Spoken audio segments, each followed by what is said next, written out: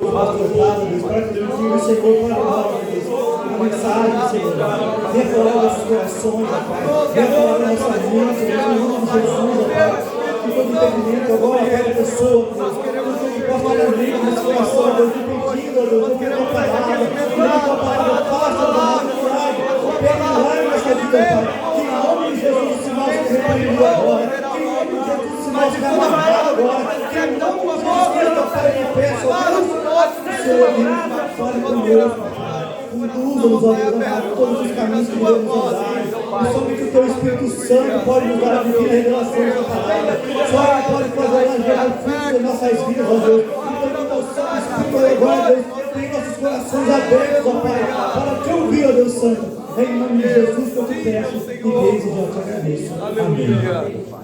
Glória a Deus. Glória a Deus. Amém, Jesus. Os irmãos podem se sentar, nós vamos ler o texto assentados mesmo. E eu gostaria que os irmãos abrissem lá em Isaías. Irmãos, domingo não falte o culto, que nós teremos. Deus tem uma mensagem poderosa para domingo, às 18 horas. Amém? E também, irmãos, nós ainda estamos procurando, eu não imaginava que seria tão difícil. Estão comigo aqui, irmãos? Amém. Está sendo tão difícil conseguir uma piscina para a gente fazer o batismo nas águas. Agradeço a Maiara, cadê a Maiara? Está aí hoje? Não está hoje. Ela está tentando nos ajudar. E nós, eu só não fixei a data do batismo ainda. O missionário Silvano está nos ajudando também, porque ainda não conseguimos um local. Se alguém souber, nós vamos precisar da piscina 2 horas, ou no máximo 3 horas, das 8 da manhã até as 11, certo? E é só para quem vai ser batizado e os ministros que estiverem ali. Então não é para desfrutar da chácara, do local, né? Então se alguém souber, nos ajude, porque precisamos definir isso, e é para ontem. Estamos precisando rapidamente isso, no nome de Jesus, amém? E domingo às 18 horas, o culto de louvor e adoração a Deus. E amanhã tem limpeza da igreja, né? A equipe está ciente, e glória a Deus, porque as equipes estão atentas ali para o cuidado da igreja. De quinta-feira o tempo é muito escasso para nós pregarmos, mas eu quero que Deus fale, nós já oramos, e eu não quero que ninguém saia daqui sem ouvir a palavra de Deus, porque a palavra de Deus é alimento. A palavra de Deus misturada com fé, inclusive a Bíblia fala dessa mistura, né? A palavra de Deus misturada com fé, ela produz a vontade de Deus no coração da pessoa. Deus, ele não tem outro instrumento. O instrumental dele é a palavra. Pela palavra ele criou os céus e a terra. Aleluia. A palavra de Deus, ela é antes de todas as coisas. Tudo foi criado pela palavra. Ela é antes. Tanto é que os céus e a terra que foram criados vão passar, mas a palavra que era antes vai permanecer. Ela já era antes, ela vai continuar. Glória a Deus. Então a palavra de Deus, ela é antes de todas as coisas. Ela é durante todas as coisas. Sabia que a Bíblia diz que todas as coisas subsistem pela palavra? Sabia? A palavra de Deus, ela sustenta o universo. A palavra de Deus sustenta todas as coisas. E o mais impressionante disso é que Jesus é a palavra de Deus. Aleluia. A Bíblia diz que ele é o Logos no grego, ele é o Verbo, ele é a palavra viva. A Bíblia é a palavra escrita e ele é a palavra viva. Aleluia. Então todas as coisas foram criadas pela palavra. Todas as coisas que hoje existem subsistem pela palavra. E todas as coisas serão julgadas pela palavra. E a palavra, além de ser antes de tudo, ou antes de todas as coisas, e durante todas as coisas, a palavra será depois de todas as coisas. Depois que tudo passar, a palavra de Deus permanecerá. A palavra de Deus é tão linda e tão gloriosa, que quando ela é misturada com fé, ela produz a vontade de Deus no coração de uma pessoa. Se uma pessoa é, como disse Tiago, apenas ouvinte da palavra e não praticante, porque tem pessoas que são especialistas em ouvir a palavra, e a pessoa que ela é ouvinte da palavra, mas não praticante, isto vai com o tempo tornando um enfado para a pessoa, um fardo pesado. Vai enojando a alma da pessoa. A pessoa não tem prazer na palavra. A pessoa vai ficando cauterizada, queimada, insensível. Quando a pessoa vai só ouvindo a palavra, eu até sempre prego que é um perigo uma pessoa ouvir a palavra e não se converter. Porque cada vez que ela ouve a palavra e resiste, ela ganha um nível a mais de endurecimento. Ela fica um pouquinho menos sensível. Não sabemos exatamente essa medida, porque só o Espírito Santo perscruta a mente e o coração de uma pessoa. Mas é um perigo. Houve um teólogo que diz que o mesmo sol que derrete a cera endurece o barro. É o sol. O sol, se colocar cera no sol, ela vai derreter. Mas se tiver o barro também no sol, ele vai endurecer. Não sei se você já viu, depois de chuvas ou de alagamento, estradões, né? Como dizia no sítio, estradão, terra, né? Aquela coisa que se forma, né? Aquele endurecimento que depois fica tudo quebradinho e fica até bonito de ver, né? Parece até pedacinho de chocolate. Parece que a estrada encheu, né? Ou seja, aquilo vai rachando, vai endurecendo lá.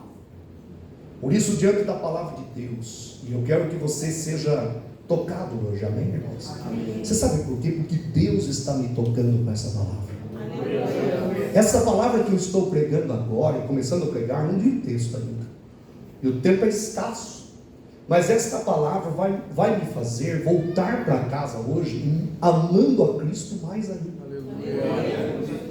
Amando e desejando Ele mais e mais ainda. A palavra de Deus, à medida que a pessoa vai ouvindo a palavra de Deus, à medida que a pessoa ela fica exposta à palavra de Deus, a pessoa não fica neutra. Não há neutralidade. Pode a pessoa até achar que fica neutra.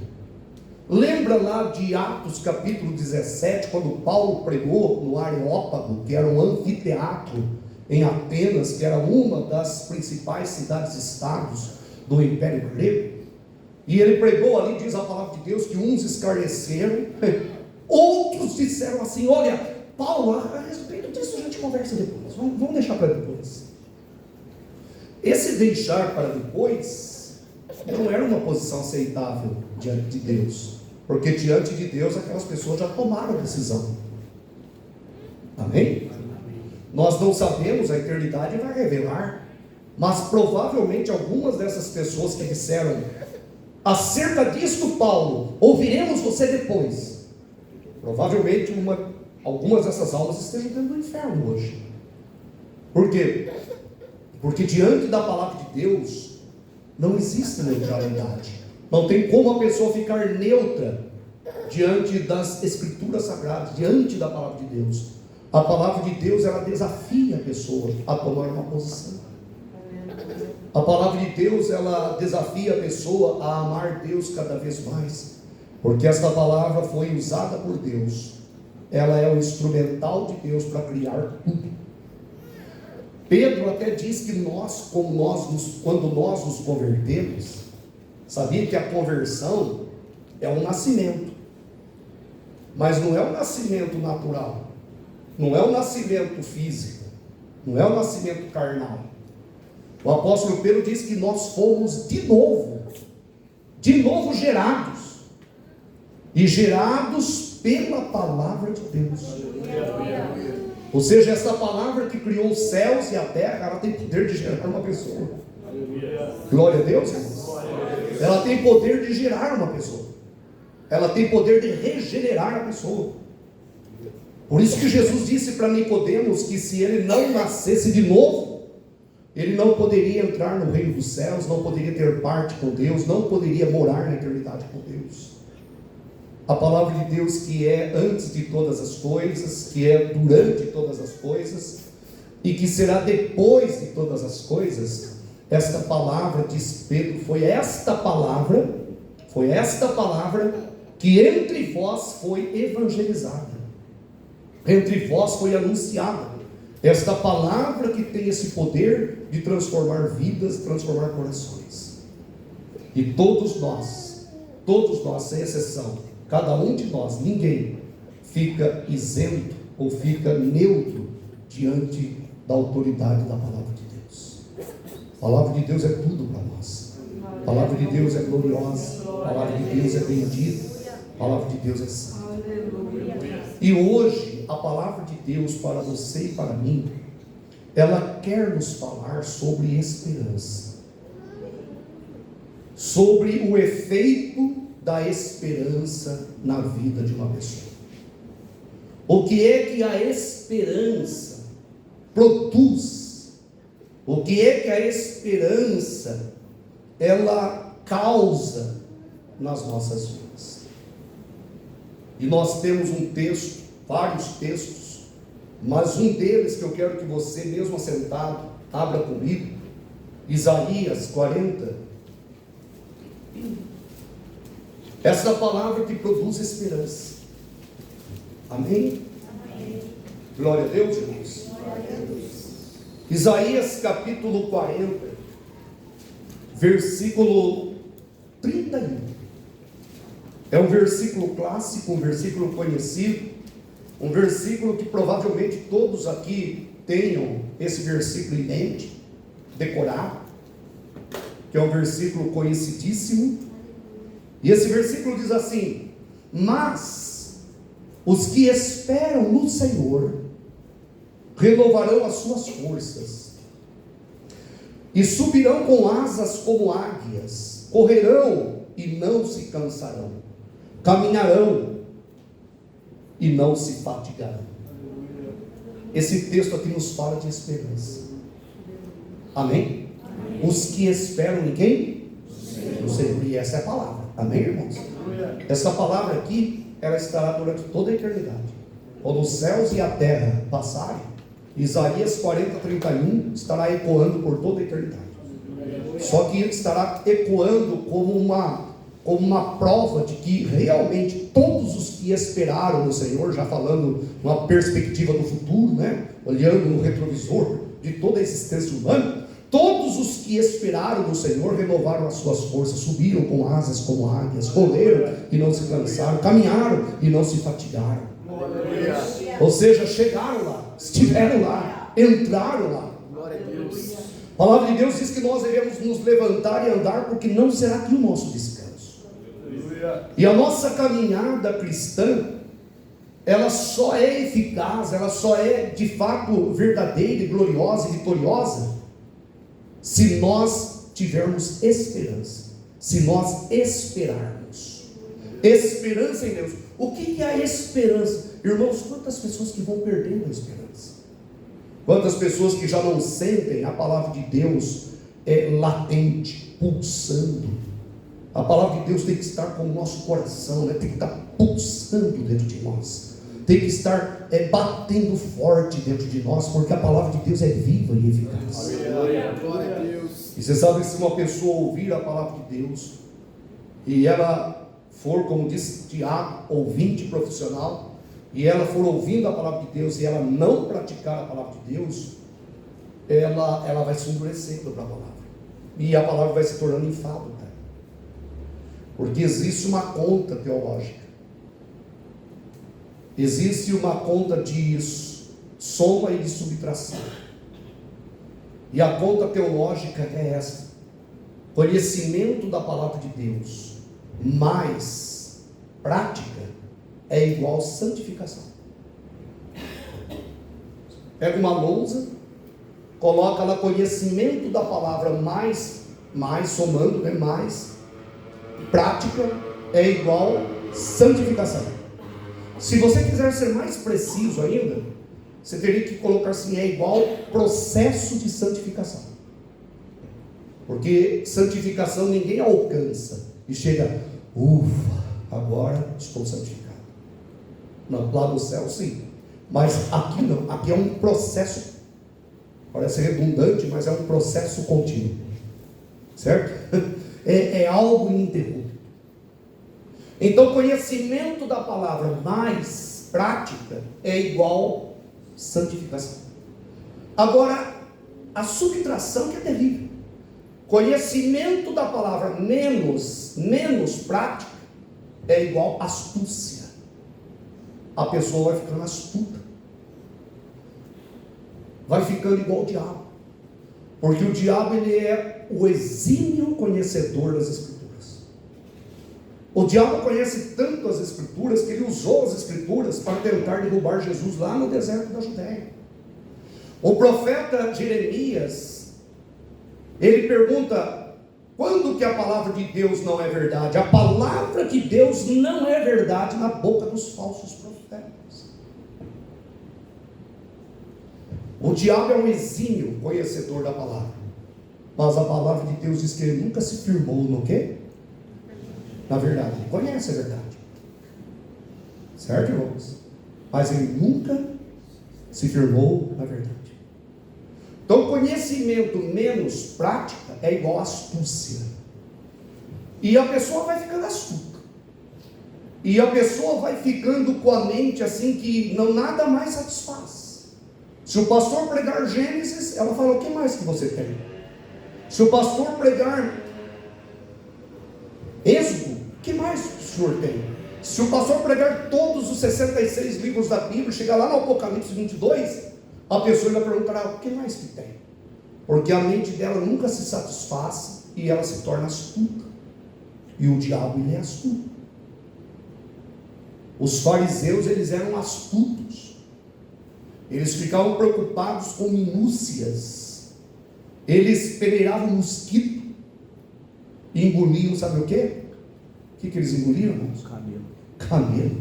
Você já pensou? Você passa na peneirinha, até um mosquito não passa, mas acaba engolindo um camelo. Fico imaginando uma cena, né? Lógico que isso é uma figura de linguagem, né? Óbvio. Mas vamos fazer de conta que não fosse uma figura de linguagem. Imagina engolindo um camelo. Anaconda, agora o que é para engolir um camelo? Aliás, eu nem sei se isso acontece na natureza, ou se já aconteceu, né? Mas a verdade é que eles conheciam a palavra, mas eles não eram praticantes da palavra. Quando uma pessoa pratica a palavra, a esperança brota dentro dela. Quando a pessoa pratica a palavra, a esperança brota, e ela vai brotando e jogando, expurgando tudo de dentro do coração da pessoa.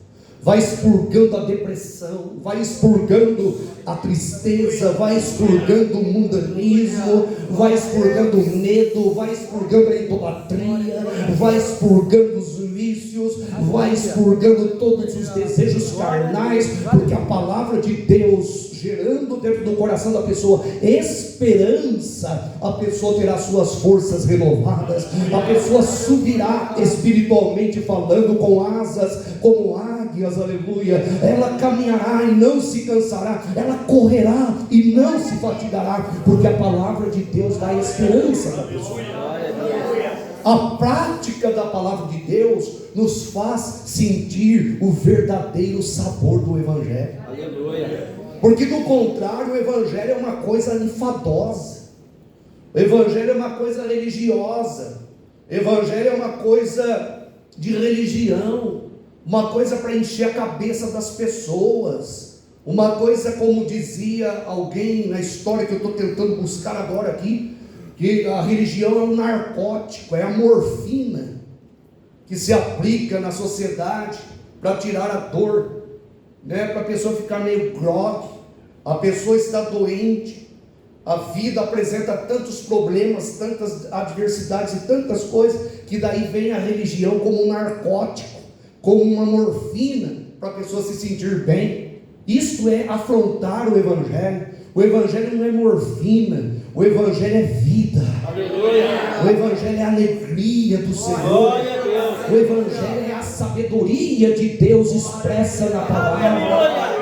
O Evangelho é a riqueza do Deus Todo-Poderoso e Eterno.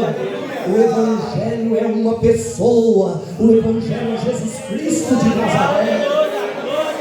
O Evangelho é vida, aleluia.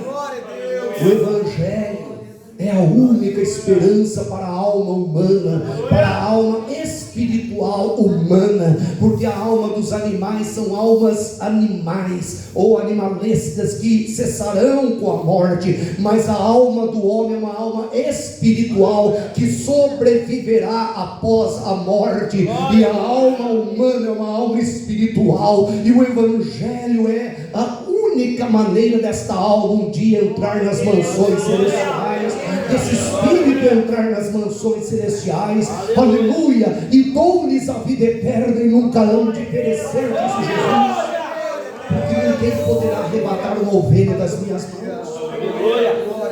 A palavra de Deus, ela produz essa esperança, e quando ela produz essa esperança, ela muda o coração de uma pessoa, ela muda um lar, ela muda uma família, ela muda um país, uma cidade, uma nação. O tempo não permite, irmãos, discorrer detalhadamente, mas a história do cristianismo mostra o quanto que o Evangelho mudou sociedades, mudou vidas, mudou culturas, mudou famílias. Se eu olhar só para a minha família mesmo, me refiro agora aos meus pais, que já estão no Senhor, o quanto que foi importante que o Evangelho chegou ou chegasse na minha família. Eu fico às vezes conjecturando, se o Evangelho não tivesse chegado, onde estaríamos? Estaríamos mergulhados na desgraça, nos vícios, minha mãe mergulhada no misticismo, meu pai mergulhado nos vícios, mas Jesus libertou. Aleluia. Aleluia. Isso não é narcótico, isso não é morfina, isso é poder de Deus para a salvação. Aleluia. E por isso eu prego a palavra há mais de 30 anos, e quero que Deus me dê mais 30 ou 40 anos de pregação ainda. Aleluia. Quem sabe um dia eu vou estar com a minha bengalinha, mas pregando e dizendo: o Evangelho é o poder de Deus para a salvação das almas. Aleluia. E eu já vi isso, irmãos. Já vi drogado sendo liberto, já vi depressivo ou deprimido ou depressivo sendo curado e restaurado e tendo paz no coração. Já vi pessoas com pesos enormes de pecados hediondos cometidos. Porque todos nós pecamos, todos nós, a Bíblia diz que todos nós estávamos desgarrados como ovelhas, mas há pessoas que o pecado, os pecados deixaram marcas tão profundas, pecados terríveis, como por exemplo o peso terrível de um aborto na consciência da pessoa, peso terrível de um homicídio, de 2 homicídios, a pessoa carregar isso. Mas quando o Evangelho chega, ele limpa a consciência da pessoa. Aleluia, ele purifica. E você pergunta como, e eu respondo: para Deus todas as coisas são possíveis. Aleluia. E Deus muda o coração da pessoa. Aleluia. Deus muda o coração da pessoa. Deus transforma o coração da pessoa. Mas se a pessoa não aplicar a palavra no coração dela, o Evangelho se torna, conhecimento dela vai se tornando em astúcia, ela vai ficando endurecida. No máximo, ela vai conseguir se tornar religiosa, como os fariseus, como os escribas, como os fariseus. Mas Jesus chega na época que o farisaísmo estava graçando em todas as direções lá em Israel, Fariseus estavam, já era comum, mas Jesus chega naquele momento, e ele chega dizendo que a hora vem, e agora é, em que os verdadeiros adoradores adorarão o Pai em espírito e verdade. Aleluia. Amém. Deus está procurando verdadeiros adoradores. A palavra de Deus, ela nos dá esperança, e a esperança faz com que a pessoa tenha o renovo da vida espiritual. Nesse texto aqui que eu tenho aqui no meu esboço, os efeitos da esperança, o que a esperança produz ou causa numa pessoa. E eu coloquei aqui, só estou na primeira parte, que é no texto imediato. O texto imediato é o texto que eu li. Mas tem os outros textos, os textos remotos de outras partes da Bíblia, que está do outro lado do meu esboço e não vai dar tempo de eu expor eles. Mas, neste texto imediato, nós vemos aqui explicitamente que a esperança, primeiramente, ela revigora a força de uma pessoa em meio ao cansaço. Mas os que esperam no Senhor renovarão as suas forças. Ela revigora. A gente vive, irmãos, o salmista. Eu estou pregando e talvez você fale, pastor, tem que ter isso em mente. Mas eu vou citar. Não sei, não lembro exatamente se é Salmo 62, 1. Mas eu vou citar o texto. E depois você pode procurar. A palavra de Deus diz assim: a minha alma tem sede de Deus, numa terra seca e cansada. O mundo é um mundo seco e um mundo cansado. Mas os que esperam no Senhor renovarão as suas forças. Amém, irmãos? O primeiro efeito dessa esperança aqui do texto é que ela revigora a força de uma pessoa. Você quer ter a sua força revigorada? Aleluia. Já vou terminar a mensagem, tá, irmãos? Já vou terminar. Mas eu quero que essa mensagem sacuda você. Está sacudindo você? Amém. Quando a pessoa se rende à palavra, a palavra produz o verdadeiro sabor do Evangelho na vida dela. E não há nada que Deus não possa, irmãos. Ele pode trazer a paz, não pode? Amém. Ele pode purificar a consciência. Ele pode curar o psique. Sabia? Ele pode curar o emocional de uma pessoa. Ele pode tirar os medos. Tem pessoa que tem medo da vida. Tem pessoa que vive mergulhada na ansiedade porque tem medo da vida. Não sabe do amanhã, não consegue viver o hoje. Tem pessoa que olha no retrovisor da vida e só vive do passado. E bate e tromba porque só está olhando no retrovisor. E tem outras pessoas também que não conseguem olhar para o futuro com esperança. Mas Jesus dá esperança para a pessoa. Amém? Glória a Deus. O Evangelho faz isso. Segunda coisa que a esperança, aqui nesse texto imediato, a esperança, ela nos eleva acima das circunstâncias. Subirão com asas como águias. Amém? As águias, elas vão pairando sobre os céus. A palavra de Deus diz isso. A palavra de Deus nos mostra que a esperança, ela eleva a pessoa acima das circunstâncias. Por exemplo, Paulo estava numa circunstância difícil. Ele mesmo disse: já estou sendo oferecido no altar, eu serei morto, eu vou ser decapitado. Irmãos, você já imaginou? Todos nós sabemos que vamos morrer, né? A menos que o arrebatamento aconteça. Amém? Amém. A Bíblia não ensina, sabia? Uma curiosidade teológica. A Bíblia não ensina o crente a esperar a morte. Mas a Bíblia ensina o crente a esperar a volta do Senhor Jesus. Aleluia. Sabia? Não tem lugar nenhum que a palavra de Deus ensine você a esperar a morte, mas esperar o arrebatamento. Tá certo? Amém? Todos nós sabemos que o arrebatamento vai acontecer e todos nós sabemos que podemos passar pela morte. Né? Como diz o ditado, que ninguém fica para semente. Tá certo? Agora você imagine Paulo sabendo que ele ia morrer e sabendo do que ele ia morrer. Como que fica o emocional de um homem desse? E eu sei, se Jesus não arrebatar, não chegar agora, eu vou passar pela morte. Mas eu não sei se vai ser hoje, se vai ser amanhã. Acabei de falar que quero mais 40 anos para pregar o Evangelho. Se Deus me der mais 40 anos, já pensou? Se Deus me der mais 40 anos, eu vou pregar o Evangelho até 70 anos de idade. Sei que você já fez a conta aí, né? Mas você errou na conta. Se Deus me der mais 40 anos, eu vou pregar até 96. Né? Se Deus me der mais 40 anos.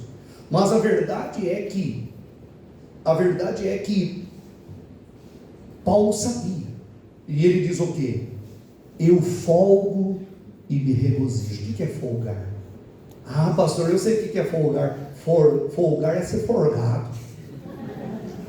Sou folgado. Ou como diz o caipira, sou forgado. Né?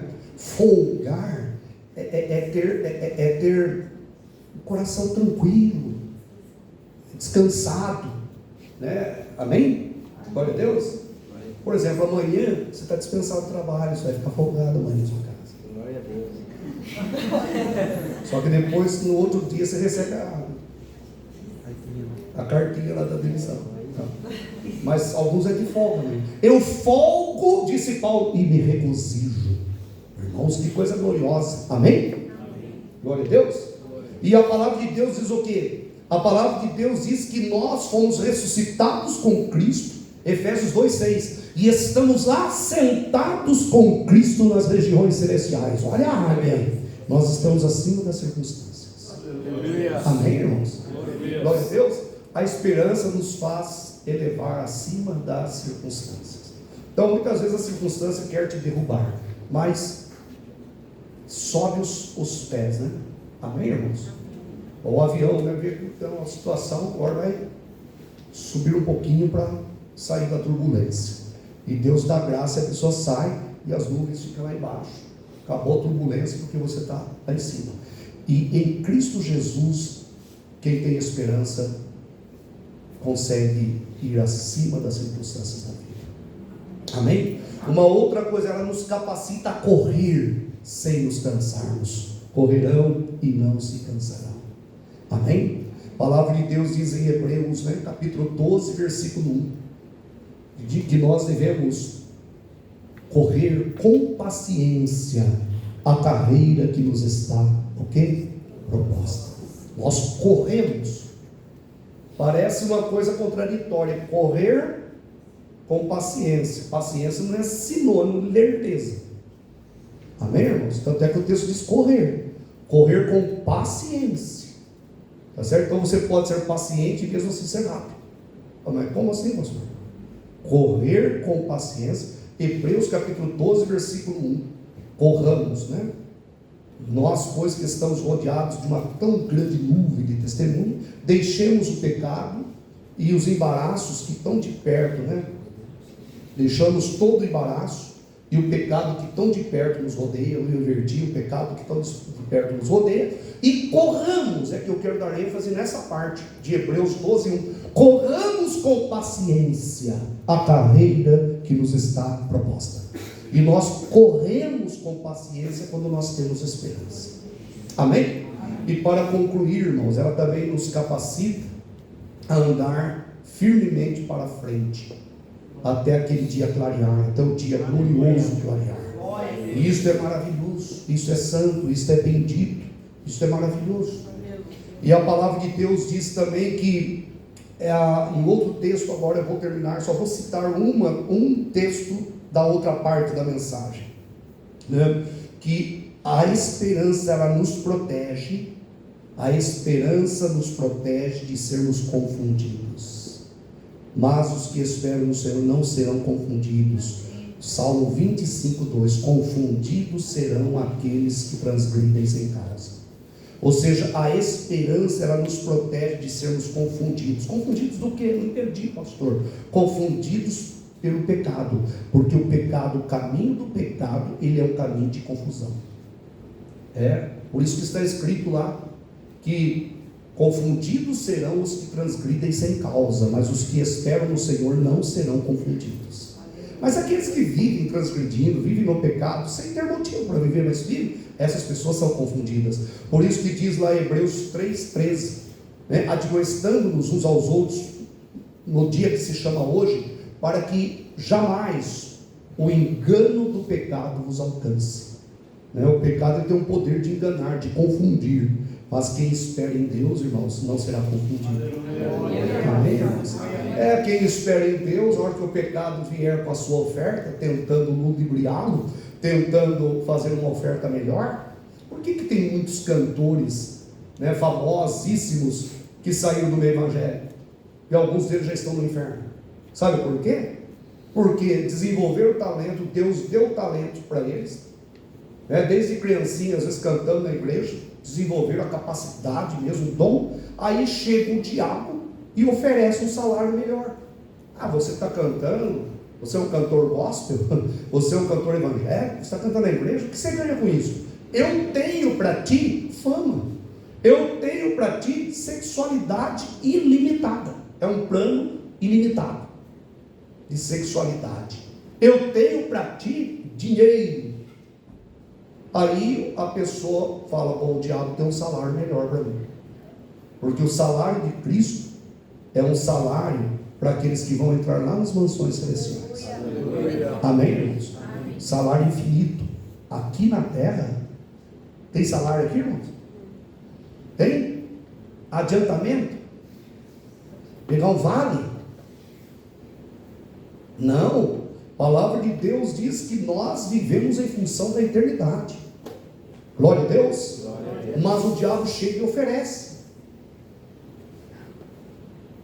Foi isso que ele fez com muitos homens. O rei do rock foi assim.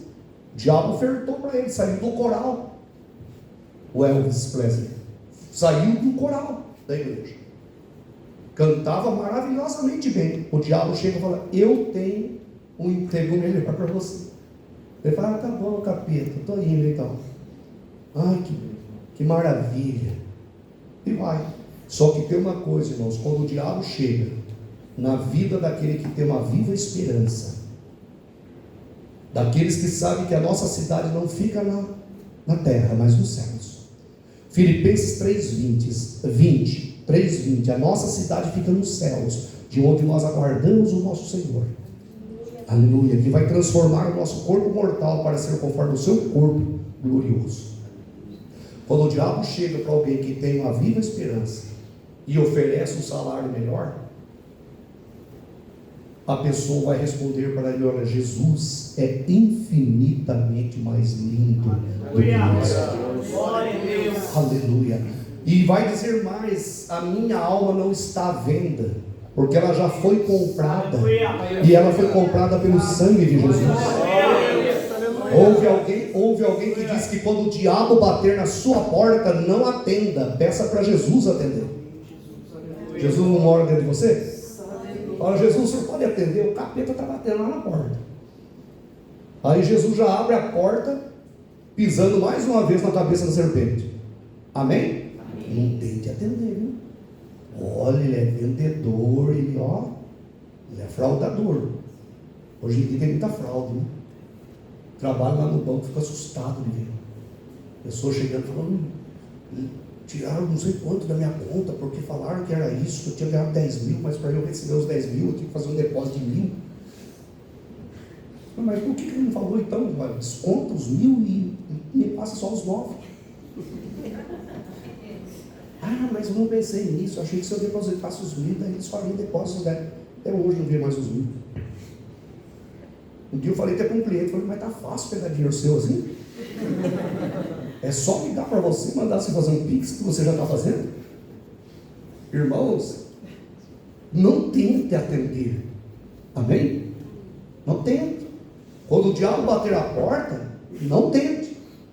Porque aquele que mora dentro de você, e agora eu quero ser bem pentecostal, e glória a Deus por isso, o leão da tribo de Judá, ele mora dentro de você. Peça para o leão atender. Ele dá uma rugida gloriosa e bendita, como diz a missionária Silvana, ele brada do céu. De vez em quando ele fala: Deus bradou. Quando ela fala Deus bradou, quer dizer, recebeu uma bênção, né? Glória a Deus. Amém? Deus bradou. Então Deus, ele dá uma bradada lá do céu e pouco o diabo cai por terra. Amém, meus irmãos? Diga graças a Deus. Graças a Deus. Diga glória ao Pai. Glória ao Pai. Glória ao Filho. Glória ao Filho. Glória ao Espírito Santo. Glória ao Espírito Santo. Eu teria que mais outros poderosos efeitos da esperança na vida de uma pessoa. O que a esperança causa? O que ela produz? Mas a porção de hoje é esta. Amém? Diga graças a Deus. Que você possa sair daqui como uma cera derretida pelo poder da palavra. Amém? Ou alguém vai sair como aqueles pedacinhos de barro que endurece na beira da estrada. Que Deus tenha misericórdia, que você ame a palavra de Deus, amém? Que eu não tenha falado apenas aos seus ouvidos, aliás, o pregador lhe fala aos ouvidos, mas que Deus tenha falado no seu coração, para a glória do Senhor Jesus. E eu disse na mensagem, os irmãos lembram, eu disse na mensagem que eu vou voltar para casa hoje amando Jesus muito mais ainda, por causa desta palavra. E eu quero que você também volte para a sua casa amando mais o Senhor Jesus e dizendo: Jesus, eu quero ser mais crente, eu quero ser mais fervoroso, eu quero ser mais fiel, eu quero te adorar em espírito e verdade, eu quero andar de valor em valor até o dia clarear, até aquele dia glorioso acontecer, quando o Senhor vier me buscar. Aleluia. Dê uma salva de palmas para o Senhor Jesus. Prova Ele mais forte, bem forte.